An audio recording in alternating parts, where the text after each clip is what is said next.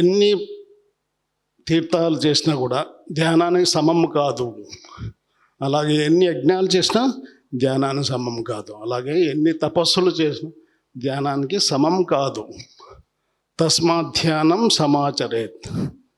కాబట్టి ధ్యానం చేయడానికి వెంటనే పూనుకోండి అని చెప్పేసి మనకి ఉపనిషత్తులు తెలియజేస్తూ ఉన్నాయి. మరి పత్రిజీ గారు ఒకానొక సందర్భంలో చెప్పాడు, ఈ ప్రపంచంలో అనేక సాంప్రదాయాలు కలిగిన వ్యక్తులు ఉన్నారు. రకరకాల సాంప్రదాయాలు, ఒక్కొక్కరు సాంప్రదాయాన్ని ఆచరిస్తూ ఉన్నారు. ఒక్కొక్క మతస్థుడు వారికి సంబంధించిన సాంప్రదాయాన్ని ఆచరిస్తూ ఉన్నారు. మరి వారి వారి సాంప్రదాయ ప్రకారంగా వారి వారి పద్ధతుల్లో సాధన చేస్తూ ఉంటే కానీ అందరికీ సత్యం అనేది ఒకటే. ఎన్ని సాంప్రదాయాలు ఉన్నా అన్ని సాంప్రదాయాల వాళ్ళకి సత్యం అనేది ఒకటే. మన ఆ సత్యానికి చేరువ కావాలంటే ప్రతినిత్యము ధ్యాన సాధన చేస్తూ ఉంటే అంతవరకు మనం అవలంబించినట్టు సాంప్రదాయం ఒక ఊబి లాంటిది అని తెలుసుకుంటాడు. ఊబి ఎలాంటిదో, ఊబిలో ఇరుక్కున్న వాని పరిస్థితి ఏ విధంగా ఉంటుందో మీకు తెలుసు. మరి అది ఆ సాంప్రదాయం అనేది ఊబి లాంటిదని తెలుసుకొని ఆ ఊబి నుండి బయటికి వచ్చి తనకు తానుగా ఈ సత్యం ఒకటే పట్టుకుంటాడు. సత్యమే దేశకాల పరిస్థితులను బట్టి సత్యం మారదు. దేశకాల పరిస్థితులు సత్యం ఒకటే. అందుకే ఏకం సత్ విప్రా బహుదా వదంతి అన్నారు. సత్యం ఒకటే. మరి ఆ సత్యాన్ని చెప్పడానికి ఒక్కొక్కరు ఒక మార్గాన్ని ఎంచుకున్నారు. అయినా సత్యం మారలేదు. కృష్ణుడు ఏం చెప్పాడు? ఉద్ధరేత్ ఆత్మానం అవసాదేత్ ఆత్మైవ ఆత్మనో బంధురు ఆత్మైవ రిపురాత్మన అన్నాడు. అలా అదే విషయాన్ని వేమన గారు చెప్పారు. ఆత్మశుద్ధి లేని ఆచారమదియేల, బాండశుద్ధి లేని పాకమేల, చిత్తశుద్ధి లేని శివపూజలేలరా అన్నాడు. ప్రతినిత్యము ఆత్మను శుద్ధి చేసుకోండి. మరి ఆత్మను శుద్ధి చేసుకోవాలంటే మనం ఏం చేయాలి? అది ఒక పాత్ర అయితే మలినాన్ని తొలగించుకోవచ్చు. మరి ఆత్మ కనపడని వస్తువుని ఏ విధంగా శుద్ధి చేసుకోవాలి? అది కేవలం ధ్యాన సాధన ద్వారానే శుద్ధి చేసుకోవాలి. బాండ శుద్ధి లేని పాకమేళ అంటున్నాడు. మలినంతో కూడినటువంటి పాత్రను, ఆ మలినాన్ని తొలగించడానికి మనం ఎన్నో ప్రయత్నాలు చేస్తూ ఉంటాం. ధ్యానం చేయని వాని యొక్క జీవితం ఎలా ఉంటుందంటే బాండ శుద్ధి లేని పాకం లాంటిది అంటున్నాడు. అంటే మలినం తొలగించకుండా వంట వండిన విధానం. అలాగే ఆ పాత్రను మలినాన్ని తొలగించి ఎవరైతే ఆ పాత్రలో వంట వండుతారో అలాంటి వాడి జీవితం ధ్యానం చేసిన వాడి జీవితం లాంటిది అని చెప్పాడు. చిత్తశుద్ధి లేని శివపూజలేలరా. మనం ఏ సాధన చేసినా చిత్తశుద్ధితో చేయాలి. మరి ఎన్నో పూజలు చేసి ఇక్కడ దాకా వచ్చాం. మరి చిత్తం శుద్ధిగా ఉండి పూజలు చేశామా అంటే లేదు అంటున్నాడు. తను ఒక చోట, మనసు ఒక చోట. శరీరం ఇక్కడే ఉంటుంది, మనసు ఎక్కడెక్కడో సంచరిస్తూ ఉంటుంది. అలాంటి పూజలు వ్యర్థము అంటున్నాడు. సరి అయిన సాధన చేయాలంటే తనదులోని శివుని తానేలా తెలియడు అన్నాడు. మనలో ఉన్నాడు అసలైన శివుడు. అంతరాత్మగా అందరిలో విరాజిల్లుతున్నాడు శివుడుగా. మరి ఆ శివుని యొక్క సాంగత్యం ఎందుకు చేయము? పత్రిజీ గారు చెప్పారు, నేను ఈ ప్రపంచంలోకి ఈ భూలోకంలోకి వచ్చే ముందు 2 వస్తువులు తెచ్చుకున్నా. ఒకటి సూది తెచ్చుకున్నా, సూది మీ అందరు తెలుసు సూది. అలాగే దారం కూడా తెచ్చుకున్నా, సూది దారం తెచ్చుకున్నా. నేను ఒక్కొక్క ఊరికి వెళ్ళి అక్కడ పువ్వులు ఏరుకున్నా. ఆ పువ్వులే మీరంతా అని చెప్పాడు. ఒక్కొక్క మాస్టరు ఒక్కొక్క పువ్వు, అనేక పువ్వులు, ఒక్కొక్క పువ్వు తీసుకొని ఈ సూది దారం ఎక్కించి ఒక్కొక్క పువ్వు జత చేర్చి ఒక హారంగా తయారు చేశాను. ఆ హారం పేరే అనంతపూర్కి వచ్చి ఒక హారం తయారు చేస్తున్నాం. ఈ హారానికి ఏం పేరు పెట్టాను? ది అనంతపూర్ స్పిరిచువల్ సొసైటీ అన్న పేరు పెట్టాను. అలాగే గుంటకల్ వెళ్ళాను. గుంటకల్ వెళ్ళి కూడా ఒక హారం తయారు చేశాను. ఆ హారానికి ఏం పేరు పెట్టాను? The Guntakal spiritual society. ఈ విధంగా ప్రతి ఊరికి వెళ్ళి ఒక హారాన్ని తయారు చేసి ఆ హారంగా ఒక పేరు పెట్టడం జరిగింది. కాబట్టి ఎంత గొప్పదో ధ్యానం, మన సాధన చేస్తే తెలుస్తుంది. ఏదైనా ఒక స్వీట్ ఉంది, రసగుల్లా. ఆ రసగుల్లా చేతిలో పట్టుకొని దాని గురించి ఉదయం నుండి సాయం దాకా వివరించినా దాని యొక్క టేస్ట్ మీరు గ్రహించలేరు. ఒకసారి మీరు నోట్లో వేసుకుంటే ఒక క్షణకాలంలో దాని రుచి మీకు తెలిసిపోతుంది. కాబట్టి అంత గొప్పది ధ్యానం. సింపుల్. పత్రిజీ చెప్పినటువంటి మనం ప్రతినిత్యము తెలుసుకోవాల్సిన అవసరం లేదు. ఆయన చెప్పినట్టు ఒక కాన్సెప్ట్ పట్టుకుంటే చాలు. ఒక కాన్సెప్ట్ మనం అర్థం చేసుకుంటే ఆ కాన్సెప్ట్, ఆయన చెప్పినటువంటి అనేక కాన్సెప్ట్లు, ఆయన చెప్పినటువంటి కాన్సెప్ట్ చెప్పుకుంటూ పోతే దాదాపు కొన్ని సంవత్సరాలు మనం చెప్పుకోవచ్చు. అంత సబ్జెక్ట్ అందించి వెళ్ళాడు ఆయన. ఆయన ఏది దాచుకోలే. ఆయన ఓపెన్గా అందరికీ తెరచిన పుస్తకంలో అందరికీ అందజేశాడు జ్ఞానాన్ని. మనము సిన్సియర్గా చేయడం లేదు. Sincerity leads to seriousness, seriousness leads to nirvana అని చెప్పాడు. చేసే సాధనలో సిన్సియారిటీ ఉండాలి, అలాగే ఆ సాధనలో సీరియస్నెస్ కూడా ఉండాలి. అప్పుడే మీరు అనుకున్న లక్ష్యాన్ని నెరవేర్చుకుంటారు.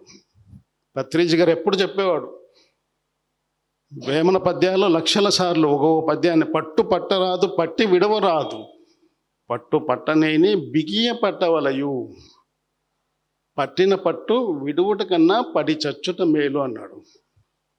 కాబట్టి ఇక్కడ ధ్యానం అన్న పట్టుదల పట్టుకున్నాం. దీన్ని అంతెంతో తేల్చుకోవాలి.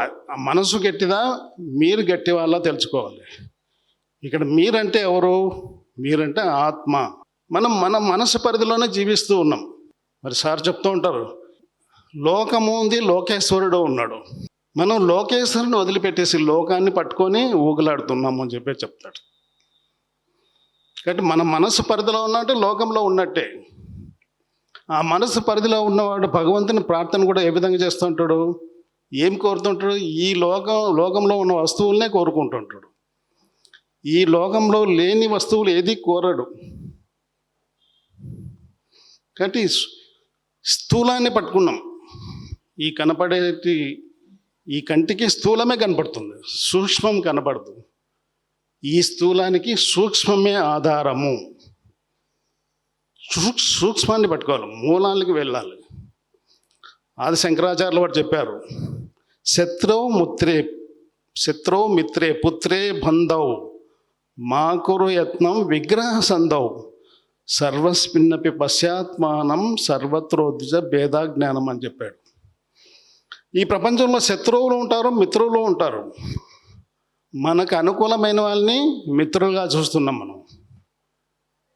మనల్ని వ్యతిరేకించిన వాళ్ళని శత్రువుగా చూస్తున్నాం. ఎందుకు అలా చూస్తున్నాం? ఎక్కడుంది తేడా? పుత్రే బంధవు అంటున్నాడు. ఒకరిని నీకు కన్న కొడుకుని పుత్రునిగా దగ్గర చేర్చుకుంటున్నావు. వేరే ఇంటి పిల్లవాడిని దూరం చేసేస్తున్నావు. ఒకరిని బంధువుగా దగ్గర చేస్తున్నావు, ఇంకొకరిని బంధువు కాదని దూరం చేస్తున్నావు. ఎక్కడుంది తేడా? ఎక్కడుందంటే మనసులో ఉంది. నీ మనసులో ఉంది తేడా. ఆ మనసులో ఉన్న తేడాని పెకలించి వేసేయి అంటున్నాడు. పెకలించి వేసేయడం అంటే ఒక చెట్టుని మనం సమూలంగా తీసివేయాలంటే వేళ్ళతో సహా తీసివేస్తే ఆ చెట్టు మరి పుష్పించదు. మీరు కొమ్మలు నరికేసినా మరీ పుష్పిస్తుంది, కాండం దాకా నరికేసినా మరీ పుష్పిస్తుంది. కానీ అంటే మనసులో ఉన్న భావాలు ఏ విధంగా తీసేయాలంటే ఆ చెట్టుని ఏ విధంగా పెకలించి వేస్తున్నామో ఆ విధంగా నీ మనసులో ఉన్న సరికాని భావాలు కూడా పెకలించి వేసేయి. అప్పుడు ఏం తెలుసుకుంటావు? సర్వస్మిన్నపి పశ్చాత్మానం అన్నాడు. అందరిలో సర్వసమానంగా ఉన్నటువంటి ఆత్మను దృష్టిలో పెట్టుకొని వ్యవహరిస్తారు ఈ లోకంలో. ఆ విధంగా పత్రిజీ అందరినీ సర్వసమానంగా ఏ విధంగా చూశాడు అంటే, ఆయన సర్వస్మిన్నపి పశ్చాత్మానం అని చెప్పేసి ఆ దృష్టితో చూశాడు. అందరిలో సర్వసమానంగా ఆత్మ ఉన్నది, మనం ఆ ఆత్మకు రెస్పెక్ట్ ఇవ్వాలి. అందరికీ నమస్కారం అంటాం, ఎవరికి నమస్కారం తెలియజేస్తున్నాం? ఈ భౌతికమైన శరీరానికి కాదు. మనం 10 రకాల నమస్కారాలు చెప్పనక్కర్లేదు, ఒక్క నమస్కారం చెప్తే చాలు. ఎవరికి అందుతుంది? అంతరాత్మకు అందుతుంది. అంతరాత్మనే మనం నమస్కరిస్తూ ఉన్నాం. కాబట్టి పత్రిజీ గారికి హలో బాగున్నావు అంటే ఆయనకి సరిపోదు. ఆయన ఎప్పుడు రిప్లై ఇవ్వడు, బాగున్నాను బాగలేను అన్నాడు. ఎందుకంటే బాగున్నవాడిని బాగున్నావా అనే అవసరం లేదు, బాగలేని వాడిని కూడా బాగున్నావా అనే అవసరం లేదు. ఇలాంటి సరికాని మాటలు ప్రతి ఒక్కరి మనిషి దగ్గర ఎన్నో ఉన్నాయి. ఆ సరికాని మాటలు మాట్లాడి వాళ్ళు ఎంతో శక్తిని కోల్పోతున్నారు. ఒక నెగిటివ్ థాట్ ఎంతో శక్తిని, మనలో ఉన్న ఎంతో నెగిటివ్ శక్తిని వృధా చేస్తుంది. ఒక పాజిటివ్ వర్డ్ మీలో శక్తిని వృధా చేయదు, శక్తిని సంరక్షిస్తుంది ఆ పాజిటివ్ వర్డ్. అందువల్ల ఈ ప్రపంచంలో 4 రకాల మనసులు ఉన్నాయని చెప్పాడు పత్రిజీ గారు. ఒకటి డిజాస్టర్స్ థింకింగ్, రెండవది నెగిటివ్ థింకింగ్, మూడవది పాజిటివ్ థింకింగ్, నాలుగవది మిరాక్యులస్ థింకింగ్.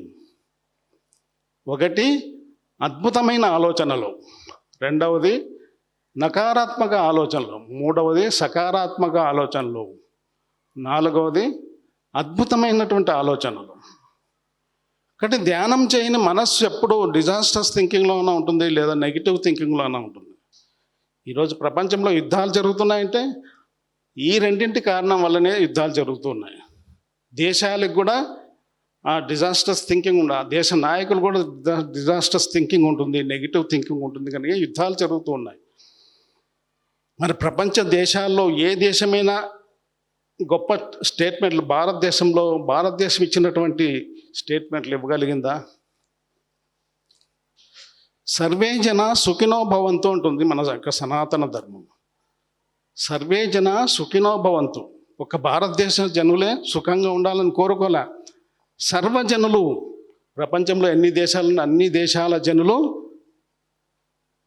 సుఖంగా ఉండాలని కోరుకుంది భారతదేశం. తర్వాత ఏం చెప్పింది? లోకా సమస్త సుఖినో భవంతు. ఒక మానవులు మాత్రమే సుఖంగా ఉండాలని కోరుకోలే ఒక భారతదేశం. సకల ప్రాణులు, లోకం అంటే సకల ప్రాణులు సుఖంగా ఉండాలని కోరుకున్నటువంటి ఏకైక దేశం భారతదేశం. అలాంటి గొప్ప దేశంలో మనం పుట్టినందుకు ఎంతో కృతజ్ఞత వ్యక్తం చేయాలి. మనం ఆ విధంగా జీవించాలా, ఊరికే చెప్తే చాలదు.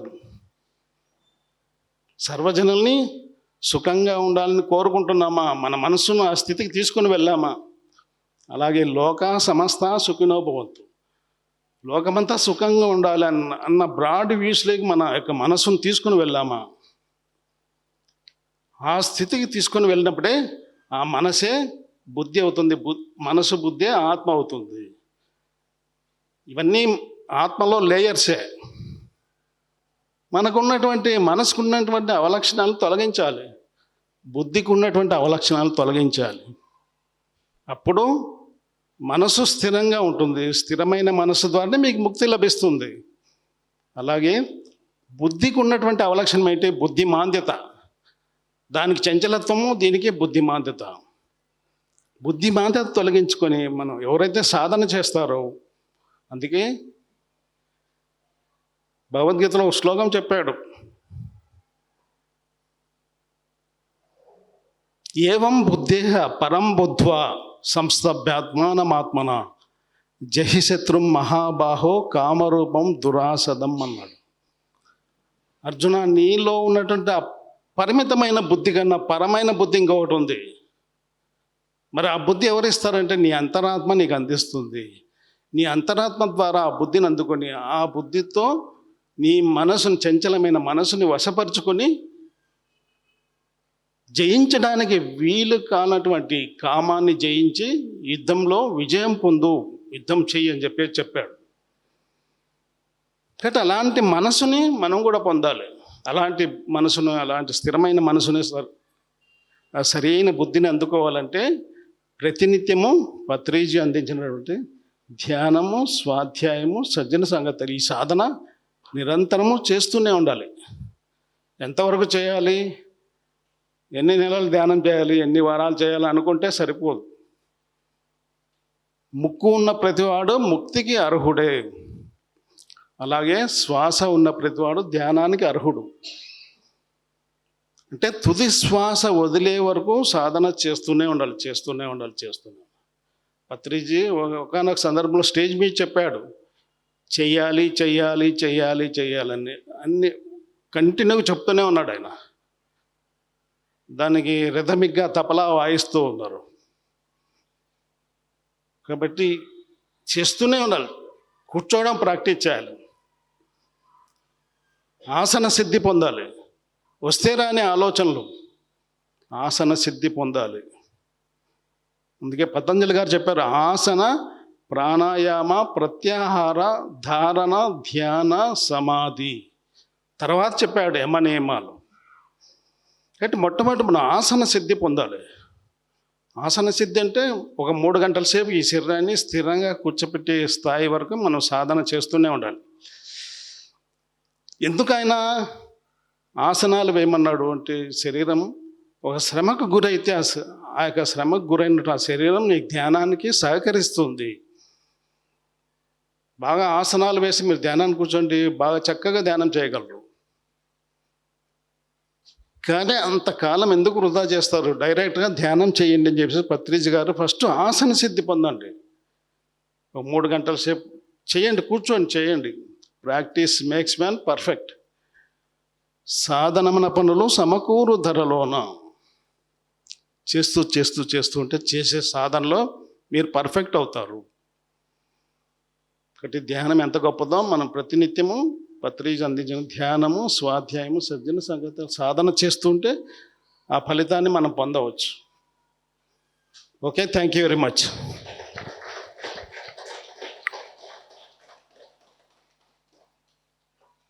మరి ఈరోజు సార్ క్లాస్ కనుక సార్కే మనం ప్రాధాన్యత ఇవ్వాలి. Okay, thank you very much.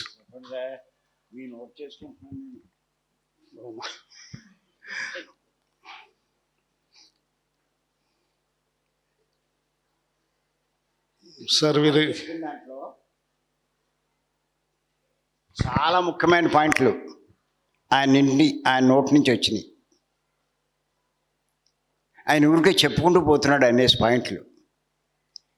ఆయన చెప్పిన ఒక్కొక్క పాయింట్ తీసుకుని నేను ఒక్కొక్క గంట చెప్తాను. నేను అంత అర్థంతో కూడుకున్న విషయాలు చెప్తున్నారు సారు. ఆయనేమి సొంతమైనవి కూడా కాదు, పత్రి గారు బోధించిన విషయాలనే మరి మనకి ఇప్పుడు బోధిస్తున్నారు. పత్రి గారు ఊరికే సింపుల్గా మాట్లాడతారు.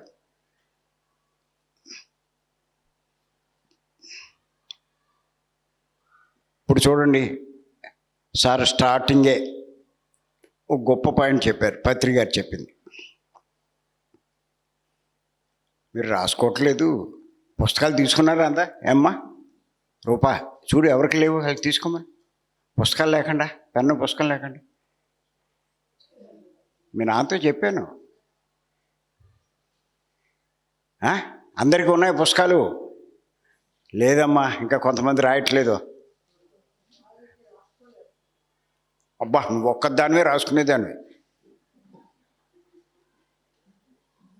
చూడు పుస్తకాలు అయ్యి తీ మరి బయటికి.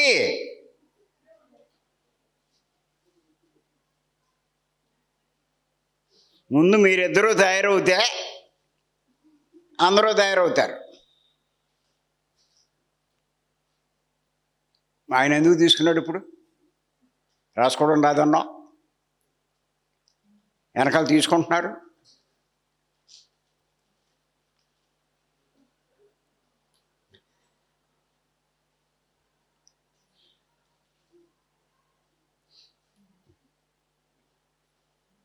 మీకే ఆసక్తి లేదు, జనాలకి ఎక్కడ వస్తుందమ్మా ఆసక్తి? ఏమ్మా?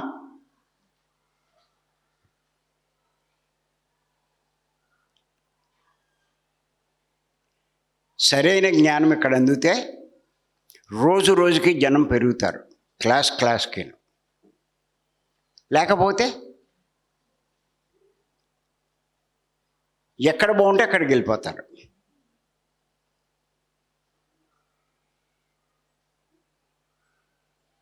ఇంకో చోటకి వెళ్తున్నారు అంటే అర్థం ఏంటి?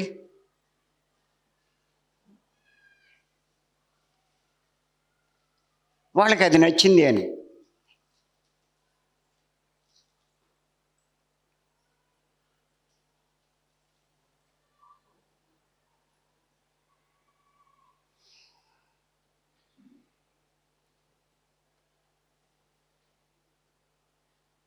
విజయ్ కుమార్ గారు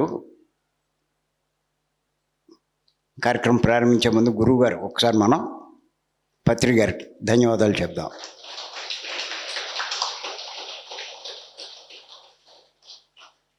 ఏం చెప్పారంటే,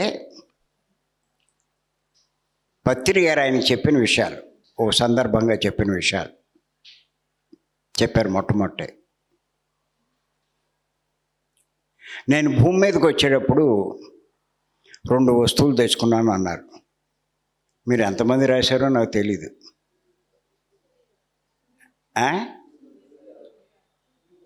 ఎంతమంది రాశారన్నా చెప్పమల్లా.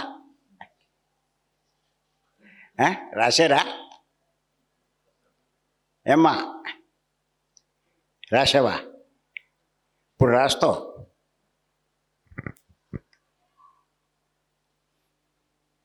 ఎందుకు ఆయన చెప్పడం పాపం?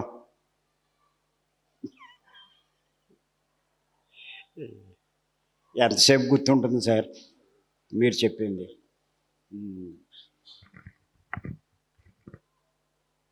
లాస్ట్ క్లాస్లో కూడా చెప్పాను నేను, పుస్తకము పెన్ను పెట్టుకొని రాసుకున్న మంచి అలవాటు. మీరు 10 సార్లు స్వాధ్యాయం ద్వారా విన్నా, సజ్జన సాంగత్యం ద్వారా విన్నా, పుస్తక పఠనం చేసినా, ఒక్కసారి వ్రాయడం వల్ల మీరు ఎంతో స్థిరంగా పెట్టుకుంటారు ఇక్కడ ఆ విషయాన్ని. మరి పత్రిజీ గారు స్టార్టింగ్లో 93, 94, 6 సంవత్సరాలు, ఆ సంవత్సరాల్లో ప్రతి మంగళవారం గుంటకల్కి వచ్చేవాడు. 6 to 8 క్లాస్ అయిపోతుంది. రాత్రి 9, 10 గంటలకు కూర్చుంటే తెల్లవారి 5 వరకు ఈ సజ్జన సాంగత్యం జరిగేది ఆయనతో. ఆయన చెప్తూ ఉంటాడు, మేము రాసుకుంటూ ఉంటాం. మరి అప్పుడు రాసుకున్న విషయాలే ఈరోజు మీకు చెప్పడం జరిగింది. మరి ఈ సెంటర్లో ఎన్నో కాన్సెప్ట్ చెప్పాను. అవన్నీ ఎక్కడి నుండి వచ్చాయి? పత్రిజీ అప్పట్లో చెప్పినటువంటి కాన్సెప్ట్లే. కాబట్టి ఆయన ఎప్పుడు ప్రాపంచిక విషయాలు మాట్లాడేవాడు కాదు, కేవలం స్పిరిచువాలిటీ గురించే మాట్లాడేవాడు. ఎప్పుడైనా మేము జోక్ వేసి నవ్వేవాడే కానీ సమాధానం చెప్పేవాడు కాదు. ఒకటి మధ్య మధ్యలో ఛాయ్ అనేవాడు, నరసింహయ్య గారు టీ చేసి ఇచ్చేవాడు. అలాగా ఆయనతో ఎప్పుడప్పుడు మంగళవారం వస్తుందని కాచుకునేవాళ్ళం. కాబట్టి ఆ జిజ్ఞాసతనం మనలో ఉండాలి. జిజ్ఞాసే ముముక్షువు అవుతాడు. ఆ జిజ్ఞాస ఉండబట్టి మీరంతా ఇక్కడికి వచ్చారు. మీరు ముముక్షువు కావాలి.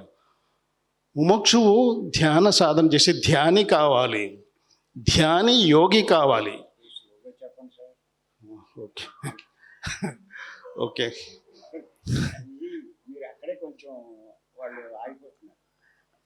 మీరు రాసుకుంటా అంటే నిదానంగా చెప్తాను నేను. జిజ్ఞాసి ముముక్షువు కావాలి.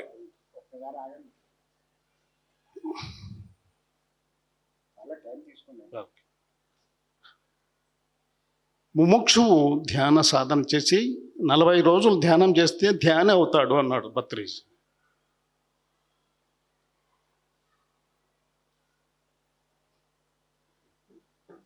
ధ్యాని యోగి అవుతాడు. మరి 40 రోజులు ధ్యానం చేస్తే యోగి అవుతాడు అన్నాడు. ఊరికే చేస్తే సరిపోదు, సిన్సియర్గా చేయాలి, సీరియస్గా చేయాలి. అప్పుడే నువ్వు యోగి అవుతావు. ఊరికే వస్తున్న ఇలా ఆలోచనలు వెంట తిరుగుతూ ఉంటే 100 సంవత్సరాలు నువ్వు యోగి కాలేవు. యోగి మరి 40 రోజులు నిరంతర సాధన క్రమం తప్పకుండా సిన్సియర్గా చేస్తే ఋషి అవుతాడు, యోగి ఋషి అవుతాడు.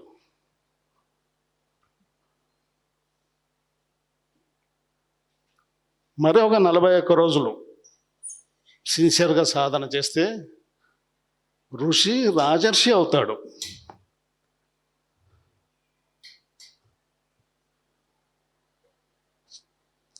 తర్వాత మరీ 41 రోజులు సిన్సియర్గా ధ్యాన సాధన చేస్తే ఆ రాజర్షి బ్రహ్మర్షి అవుతాడు. ఇన్ని స్థితులు ఉన్నాయి. ఒకటి ఇలాగా మనం సిన్సియర్గా చేస్తుంటే ముందుకు సాగిపోతూ ఉంటాం. ఏదో వస్తున్నాం పోతున్నాం అని చెప్పేసి గుడ్డెద్దు చేనులో మేస్తే ప్రయోజనం ఏముంది?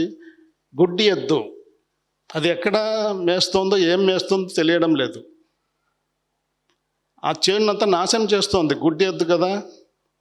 ఆ విధంగా మనం కూడా ఈ ప్రపంచంలో అలా జీవిస్తూ ఉన్నాం. పత్రిజీ లాంటి మహనీయులు ఎందుకు వచ్చారు ఈ లోకానికి? అంత గొప్ప విషయం చెప్పాడు. సూది దారం తీసుకొచ్చి నేను హారం తయారు చేసి ప్రతి ఊరికి వెళ్ళి ఇంత గొప్ప విషయాలు చెప్పాడు. ఆయన అంత అద్భుతంగా జీవించాడు. మన కళ్ళ ముందు భగవంతుడు ఏ విధంగా జీవించాడో నిరూపించాడు, ఒక భగవంతునిలాగా జీవించి. మరి మనం అలా జీవించడానికి ప్రయత్నం చేశామా అంటే, ఎవరైతే ఆయన్ని సిన్సియర్గా సీరియస్గా ఆయన గమనిస్తూ మనం కూడా అలా తయారు కావాలని చెప్పేసి ఎవరైతే నిరంతర సాధన చేశారో వాళ్ళు తప్పకుండా ఆ స్థాయికి అందుకుంటారు కూడా. కాబట్టి ఊరికే మనం వింటూ పోతే ప్రయోజనం ఏముంది? ఇక్కడ విని ఇక్కడ వదిలేస్తే ప్రయోజనం లేదు. సిన్సియర్గా వినాలి. శ్రవణం మననం నిధిధ్యాసన సాక్షాత్కారము అన్నారు. శ్రవణం. ముందు మీరు ఎక్కడి నుంచి వచ్చారంటే జిజ్ఞాస నుంచి వచ్చారు, అవునా? జిజ్ఞాసి అంటే అర్థం చెప్పండి. ఒక్కొక్క దానికి జిజ్ఞాస 41 రోజులు ధ్యానం చేస్తే ఏం చెప్పారు? ముముక్షు అవుతారు. ముందు జిజ్ఞాసి అంటే అర్థం చెప్పండి, అది రాసుకుంటారు. తర్వాత ముముక్షు అంటే అర్థం చెప్పండి, అది రాసుకుంటారు. నేనేంటో తెలుసుకోవాలన్న జిజ్ఞాసం ఉండాలి మీలో. మొట్టమొదట నేనేంటో తెలుసుకోవాలి. అది తెలియదు కనుక మీరు ఇక్కడి దాకా వచ్చాడు. మీరంటే ఈ దేహమా? మీరు ఆ స్పీడ్కి వెళ్ళిపోతున్నారు, అదే నోట్ చేసుకోలేకపోతున్నారు. జెండం మీద పెట్టేశారు. ఒక కాన్సెప్ట్ చాలా అది అర్థమయ్యేటట్టు ఒక్కటి చెప్తే చాలు.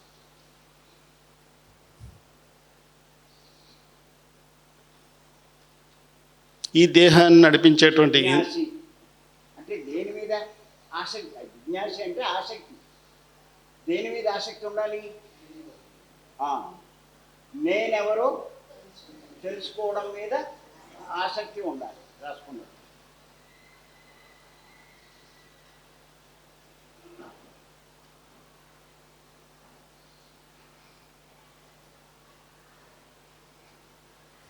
ఎందుచేతనంటే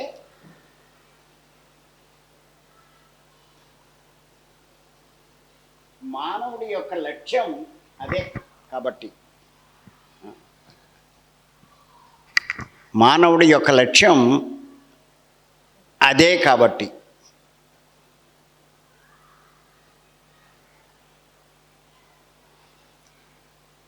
ఆ జిజ్ఞాస లేకుండా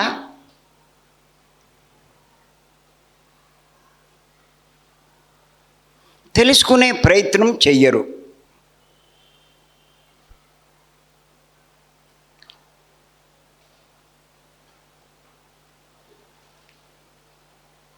ప్రయత్నమే లేకపోతే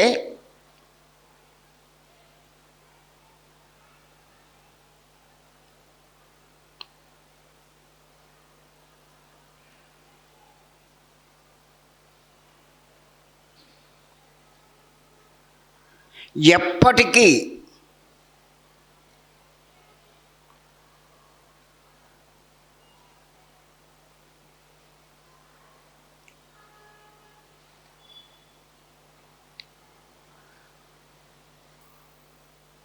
చూడండి, ఇప్పుడు మీరు అందరూ ఇక్కడికి వచ్చారండి.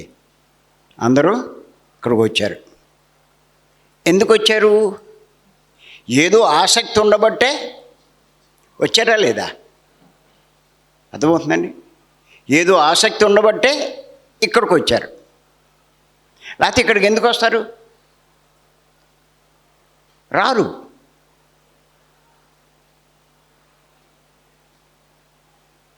అంచేత ఏంటంటే దేని మీద ఆసక్తి ఉండాలి అన్నది ముందు తెలుసుకోవాలి. అదే చెప్పారు ఆయన. నేను ఎవరో తెలుసుకోవాలి. ఏమవుతాడు? ముముక్షు అవుతాడు. ఇప్పుడు ముముక్షు అంటే ఏంటో తెలుసుకుందాం ఆయన నుంచి.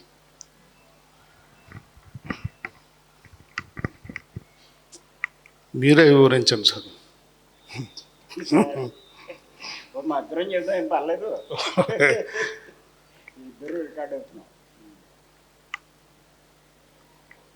ఈరోజు మీకోసం కేటాయించిన రోజు కనుక మీరు చెప్తేనే బాగుంటుంది. నేను అలాగే చెప్తాను సార్, మీరు చెప్పండి.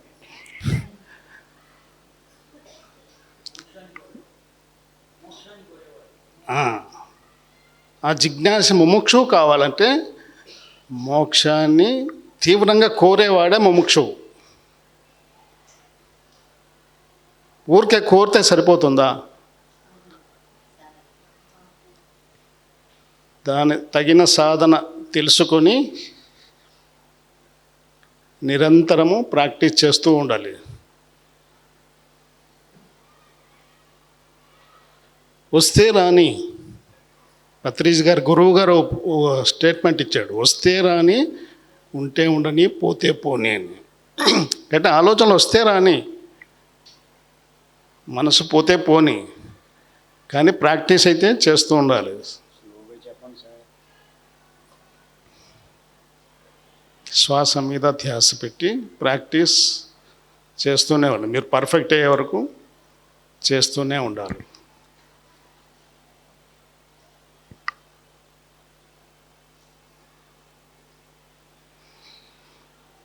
అలా 41 రోజులు గడిచిన తర్వాత ఆ సాధకుడు ధ్యాని అవుతాడు.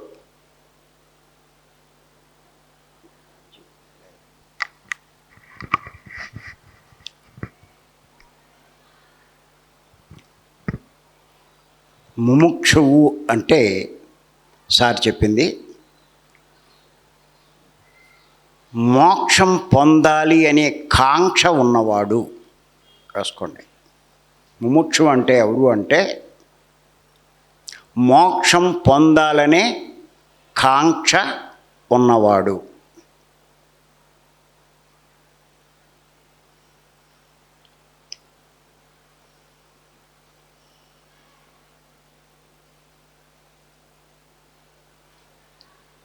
ముందు ఈ మోక్షం పొందాలనే కాంక్ష ఉన్నవాడు ఏం చెయ్యాలి అంటే అసలు మోక్షం అంటే ఏమిటి అన్నది తెలుసుకోవాలి. రాసుకోండి.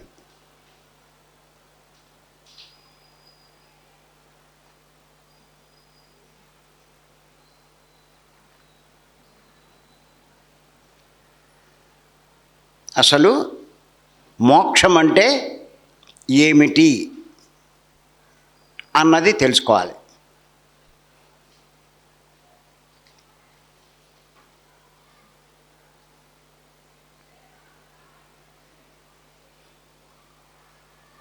మోక్షం పొందితే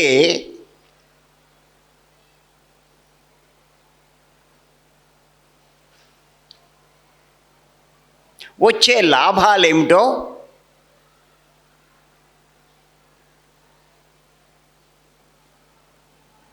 తెలుసుకోవాలి.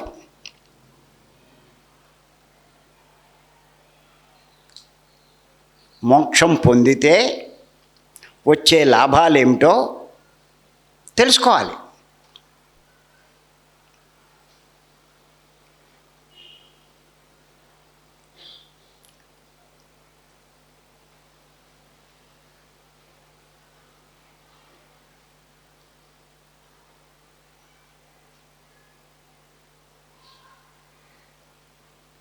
ఎంచేతంటే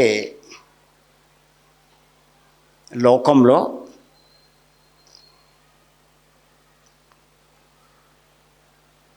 లాభం లేకుండా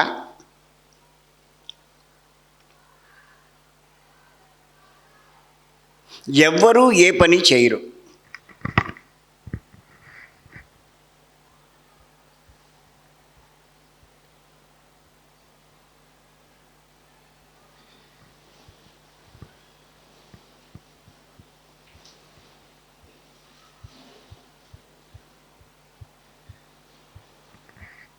కరెక్టేనండి? ఎవరైనా ఏదైనా పని చేస్తే ఏదో లాభం ఉండాలి కదా. లాభం లేకపోతే చేయడానికి ఆసక్తి ఉండదు. అంచేత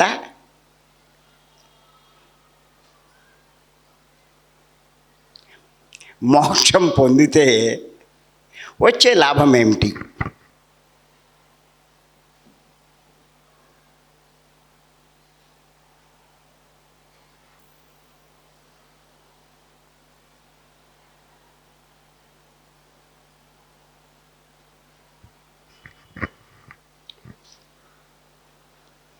అర్థమైందండి?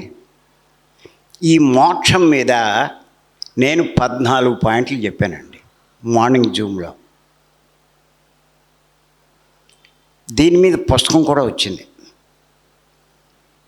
ప్రతి ఒక్కళ్ళు తప్పనిసరిగా ఈ పుస్తకం చదవాలి. ముందు ఈయన చదవాలి. ఈయన చదవడు, ఎండో, రాయుడు, నేర్చుకోడు, అడవుడు చేస్తాడు. ఎందుకు ఈ పాటలన్నీ? మీ విధంగా చెప్పాలంటే మాకు పూర్తి ఆత్మజ్ఞానంలో ఉన్న వారితో ఏదైనా చిన్నది మాట్లాడాలంటే అదేమైనా పొరపాటుగా వస్తుందని అంత తప్పని ఏం చేస్తాను.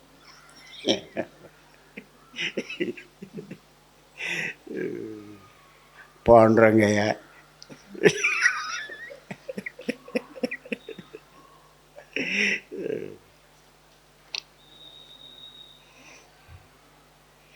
తెలుసుకుందామా మోక్షం గురించి? మోక్షము అంటే విడుదల.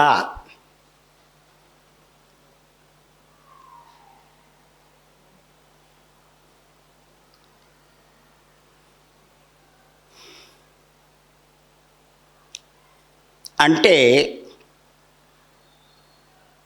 బంధాల నుంచి విడుదల.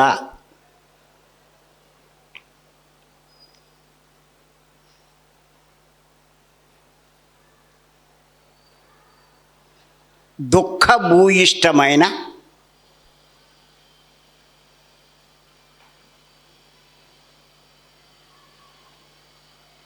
సంసార బంధాల నుండి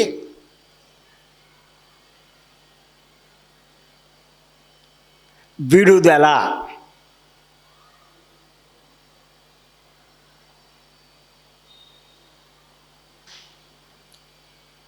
వాటి నుంచి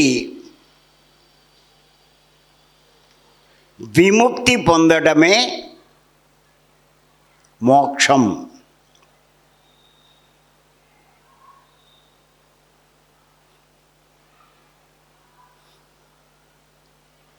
ఇక్కడ మన మల్లికార్జున్ ఉన్నాడు.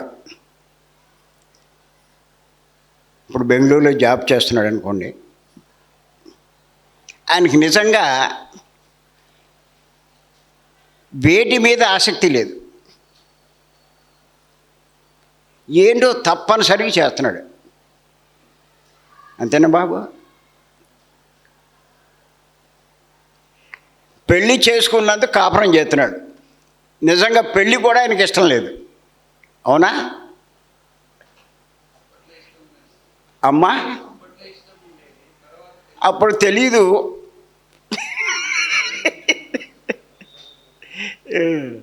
అది ఏం బాబు? అంతే సార్. అంతే.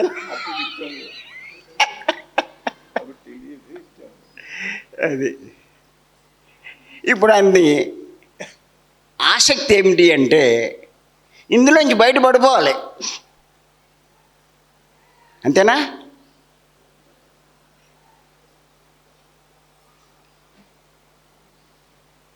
రాసుకోరా, నా మొహం చూస్తే ఏమవుతుంది రాయండి, నేనేం నా నోట్లోంచి ఏమొచ్చిందో అది.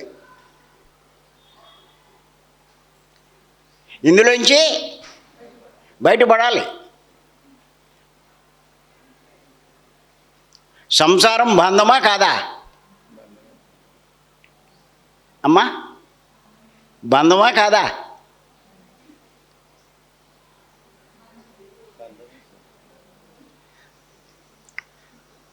వదిలిపెట్టలేని దాన్నే బంధం అంటారు. చేసేసుకున్నాడు, ఏం చేస్తాడు ఇప్పుడు? వదిలేద్దాం ఉంటాడు.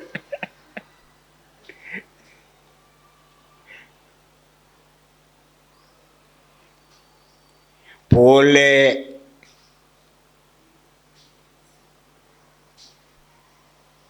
బంధంలో ఉన్నాడు, చేసుకున్నాడు, అన్నీ ఉన్నాడు. కానీ ఎన్ని సమస్యలు, ఎన్ని బాధలు రాయండి, ఏమి లేవండి. మీ ఒక్కళ్ళకి కాదు, మీ బంధంలో ఉన్న వాళ్ళందరికీ ఉన్నాయి. రోగాలు, కష్టాలు,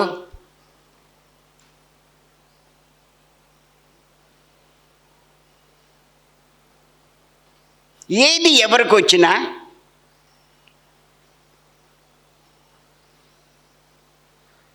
దుఃఖమే.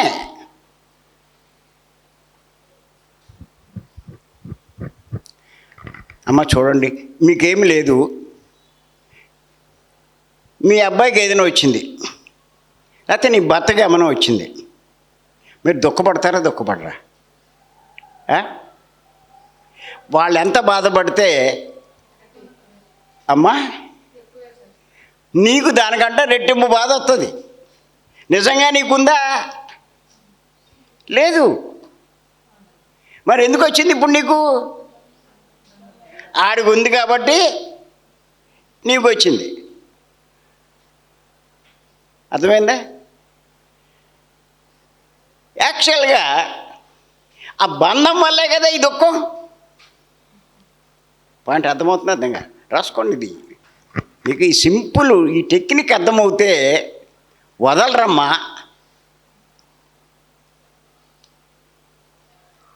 ఒక్కొక్క విషయం మీద ఇంత లోతుగా చెప్తానమ్మా నేను. మీరు భీమవరం వస్తే కనుక, ఇక్కడ కూర్చుంటే మా వల్ల కాదు, కానీ భీమవరం వస్తే ఒక్కొక్క విషయం మీద 3 రోజులు ఉదయం 5 నుంచి రాత్రి 9 దాకా వచ్చాడు. ఈయన ఒకసారి వచ్చాడు, కానీ దృష్టి ఎక్కడో ఉంది ఈయనకి. ఆ 3 రోజులు ఎందుకు వచ్చాను అని బాధతో కూర్చున్నాడు ఆయన. పర్లేదా? ఇప్పుడు చెప్పిండే తామరాకు మీద నీటి గుడ్డులాగా ఉంటే మనం బంధం నుంచి ఉండి బంధంలో నుంచి బయటకు రావచ్చు అనేది అప్పుడు విన్నాను.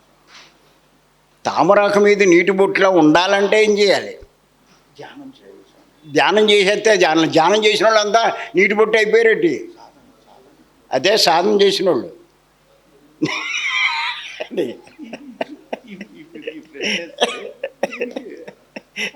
నీ దగ్గర ఆన్సర్ లేదు.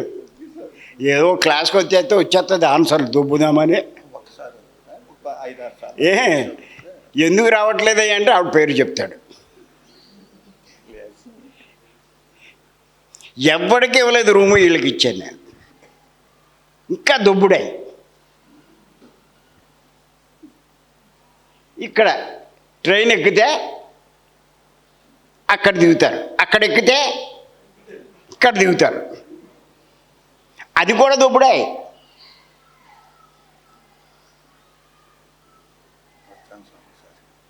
ఎందుకయ్యా ఇవన్నీ చేసి వృధా కదా? కొద్దిగా కూడా నువ్వు జ్ఞానం సంపాదించకుండా పైకి వెళ్ళావనుకో, చేసినవన్నీ వేస్ట్. ఇది ఒక్కటి నువ్వు కూడా రాదు. అర్థం కావట్లేదు నేను చెప్పింది. జ్ఞానం పెంచుకున్న తర్వాతనే మనం జ్ఞానాన్ని తీసుకుంటాం. నువ్వు భీమవరం రా, ఆవిడ వదిలే బాబు, ఆవిడతో నింకెట్టుకుంటే నువ్వు చస్తావు. ఆవిడ రాదు, నేను వెళ్ళనవదు. అది ఉంది సార్, అది ఉంది, అది పోవాలి. కరెక్ట్. ఆమె వస్తే రెడీ, రాకపోతే అదే ఆవిడ రాదు, నువ్వు అక్కడికి వెళ్ళావు. ఈసారి నేను ఒక్కనే వస్తాను సార్, ఖచ్చితంగా. ఇగో బంధంలో ఉంటే మోక్షం రాదు. బంధ విముక్తుడే మోక్షాన్ని మోక్షాన్ని పొందగలడు. రాసుకోండి.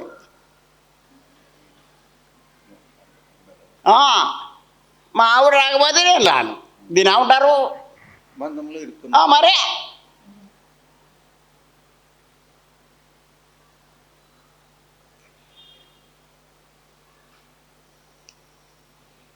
నీ పోలికలు కొద్దిగా కూడా మీ అబ్బాయికి రాలేదటయ్యా. పూర్తి ఆపోజిట్.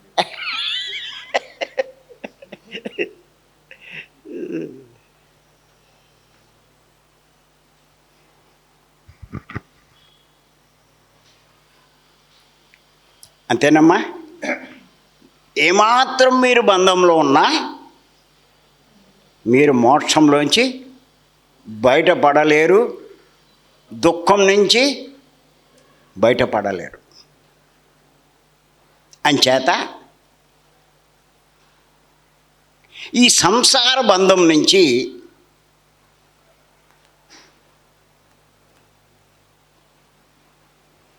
విముక్తి లవ్వడమే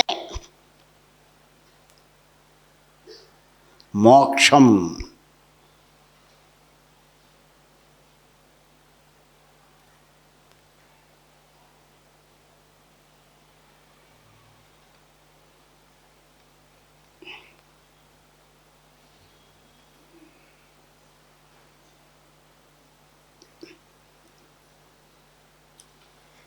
ఎందుకు మోక్షం పొందాలి మనం?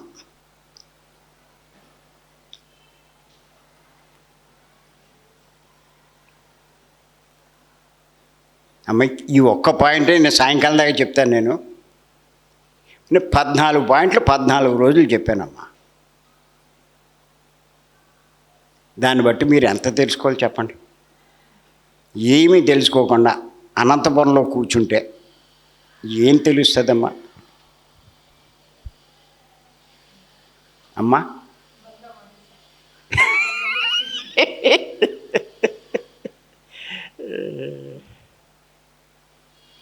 చెప్పేవాళ్ళు ఉన్నా ఉపయోగించుకోలేకపోతే మీకంట దురదృష్టవంతులు ఎవరుంటారు చెప్పండి. చెప్పేవాళ్ళు లేకపోతే మీరేం చేయలేరు.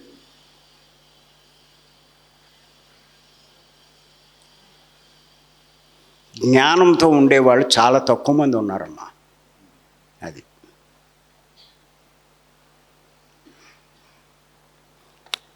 నేను మా మేడం 100 పుస్తకాలు రాశాం. దాన్ని బట్టి అర్థం చేసుకోండి. 100 పుస్తకాలు, ఒక్కొక్కటి డిఫరెంట్ కాన్సెప్ట్లు. 5,000 వీడియోలు ఉన్నాయి యూట్యూబ్లో. ఇప్పుడు చెప్పండి, మన సొసైటీలో ఉన్న వాళ్ళల్లో మాస్టర్లు అనుకున్న వాళ్ళు ఎంతమంది ఎన్ని పుస్తకాలు రాశారు, ఎన్ని వీడియోలు చెప్పారు చూసుకోండి ఒక్కసారి. అటువంటి వాళ్ళు ఇప్పుడు దొరికినప్పుడు అమ్మ ఉపయోగించుకోవాలో వద్దా? నెలలు కాదమ్మా, 3 రోజులు అంతే.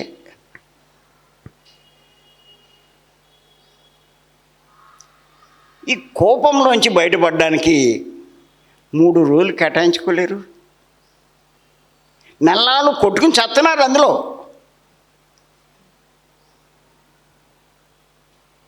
సంసార బంధము అంటే ఊబి లాంటిది. రాసుకోండి. మళ్ళీ ఊబి అంటే ఏంటో చెప్పాలేమో.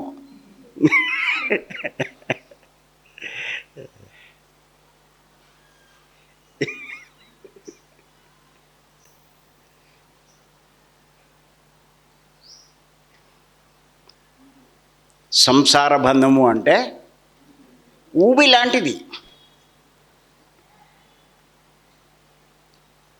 అందులో బందీఖానా అయి ఉన్నాం.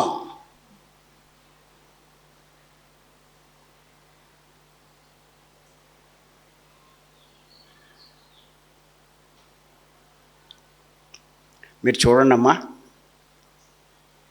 నేరం చేసిన వాడిని ఎందులో పెడతారు?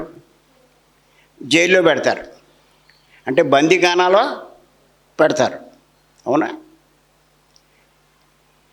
ఆ బందీఖానాలో ఉంటే రాసుకోండి, ఇది ఏ టాపిక్ కాదా, రాసుకోండి, దీనికి సంబంధించిందే.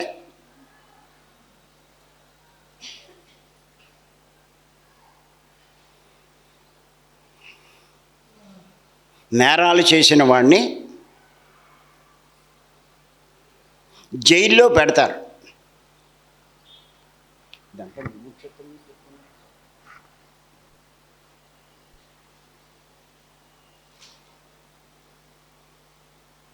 జైల్లో పెడతారు.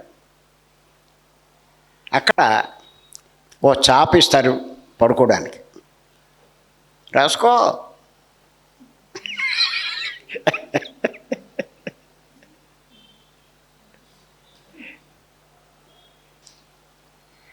తర్వాత బాత్రూమ్ ఉంటుంది, టాయిలెట్ ఉంటుంది.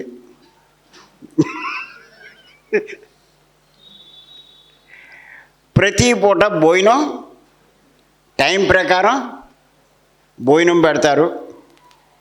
సార్ టీ కూడా ఏమైనా ఇస్తారా? టీ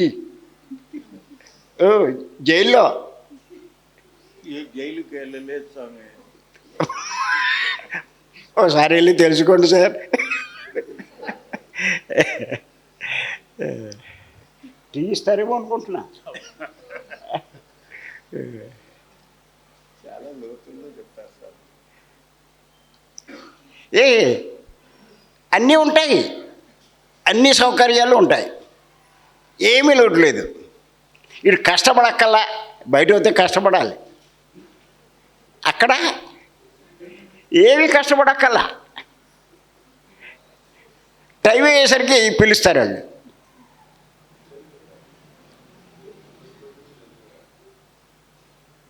కానీ ఇంత లోటు లేకుండా చూస్తున్నా ఏమనుకుంటారండి జైల్లో ఉన్నవాళ్ళు, ఆ బందీగా ఉన్నవాళ్ళు బయటకు వచ్చేయాలని అనుకుంటారు. ఏమండి, అందులో ఉండాలనుకుంటారా?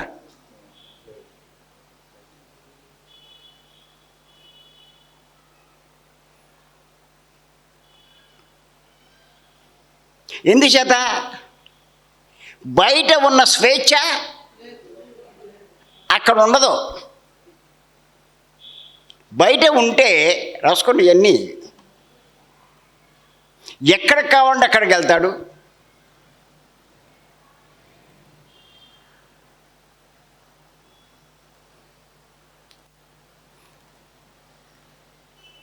పెళ్ళం పిల్లలతో సరదాగా ఉంటాడు.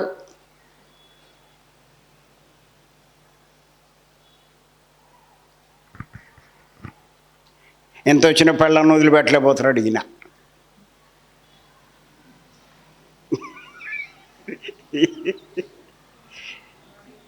నీ భవిష్యత్తు నాశనం చేసేస్తుంది ఆవిడ, నువ్వు మోక్షం పొందకుండా చేస్తుంది.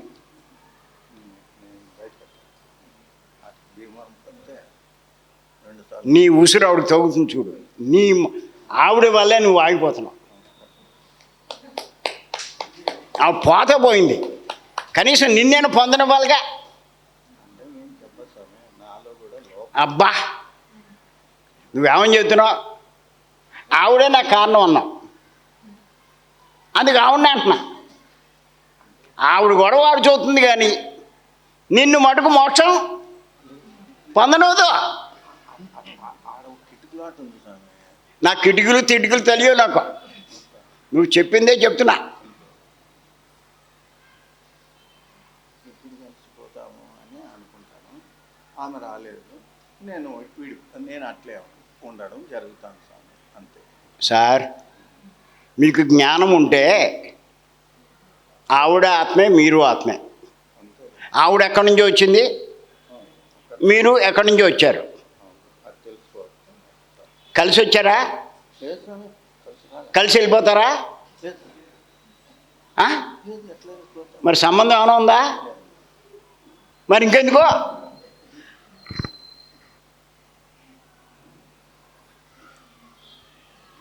నీ మోసం నువ్వు చేసుకో. ఆవిడ కావాలంటే ఇంకో 50 జన్మలు ఎత్తాక చూసుకుంటుంది. ఆవిడ కూడా నీకెందుకో? అర్థమవుతుంది, అర్థం కావట్లేదా? అర్థమవుతుంది స్వామి. ఇది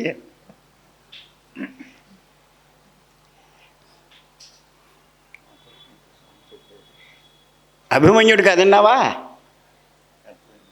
అభిమన్యుడు కథ విన్నాను స్వామి, విన్నావా? విన్నాను స్వామి, ఏమ్మా? విన్నాను స్వామి. నీ ముఖం. అది కాదు, అయిపోయిన తర్వాత ఇక్కడ ఎవరు లేరు అలాంటి అది కాదు. పైకి పంపించాడు అర్జున్ని కృష్ణ భగవానుడు. పంపి ఆ లోకానికి వెళ్ళి అర్జునుడు చూసి అభిమన్యుడు చూసి అభిమన్యు అన్నాడు. అప్పుడు ఏమన్నాడంటే అభిమన్యుడు, నువ్వెవరు అన్నాడు. ఎవరు? అభిమన్యుడు తండ్రిని నువ్వెవరు అన్నాడు. నువ్వెవరు అంటే నీ తండ్రిని రా అన్నాడు. ఏ తండ్రి అన్నాడు.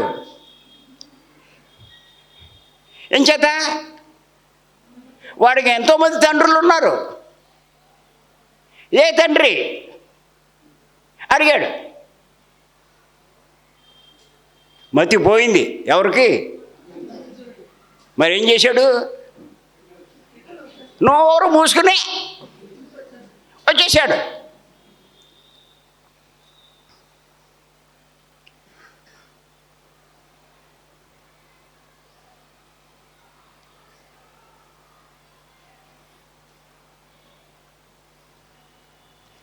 ఈవిడ ముందు వెళ్ళిపోయింది అనుకోండి, ఏదో కలిసి వెళ్తాడో దొబ్బుదామని.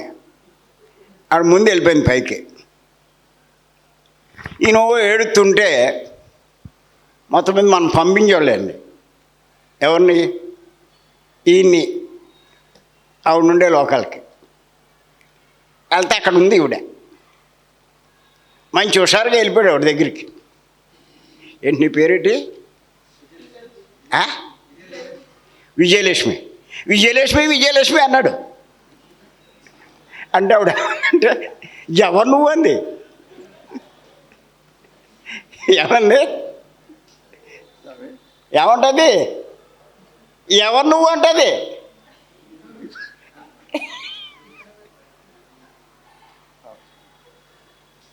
అంటే ఈయన ఏమన్నాడు? నీ మొగుడినే అంది అన్నాడు ఈయన. అప్పుడు ఆవిడేమంది? ఏ మొగుడివి అంది. ఈడొక్కడే మొగుడులాగా. ఈ అమ్మ ఇంకా ఆవిడకి ఎవరు మొగుడు లేనట్టు. ఏమ్మా నీకు ఇంతకుముందు మొగుడు లేరు? జన్మలు ఉన్నాయా లేవా? మరి అప్పుడు మొగుడు ఉండరా? పైకి వెళ్ళాక తెలుస్తుంది. అప్పుడు బుర్ర తిరిగిపోద్ది. అప్పుడు అనుకుంటాడు, అనవసరంగా భీమవరం వెళ్ళలేదు ఈవిడ కోసం. ఇప్పుడేమో నువ్వెవరు అంటుంది.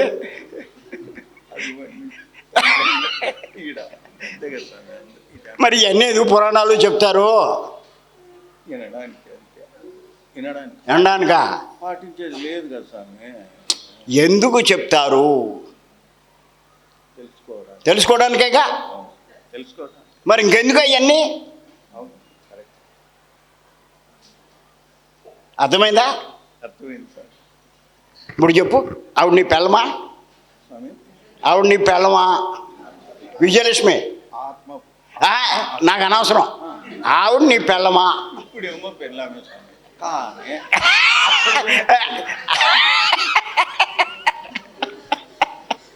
బంధువు